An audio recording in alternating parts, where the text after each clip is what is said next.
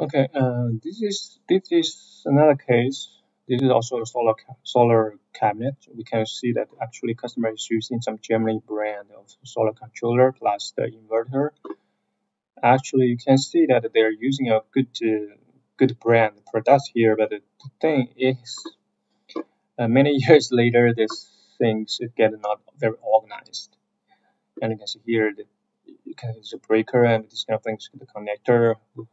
So we have to consider that because the operation of the solar side is very long time.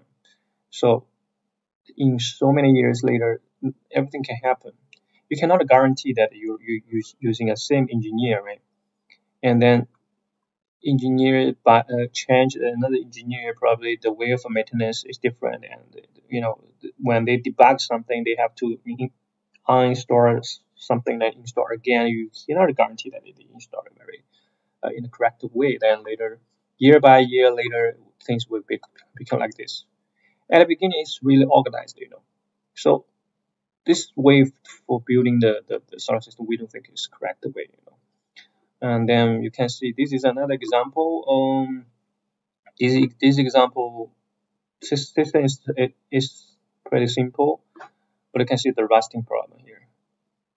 And here, the top of the cabinet is using some cement to fill the hole, and this hole was rusted by the weather and high humidity. So, and we can see another side, same thing. This is good brand name Germany brand, the solar controller plus inverter, and here you can see how it works.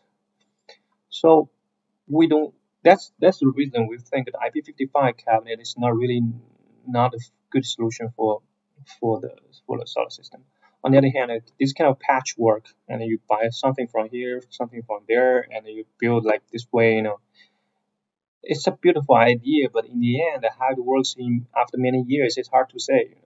Something like this, you can see that probably at the beginning, this cabinet is very organized, but later like go like this way.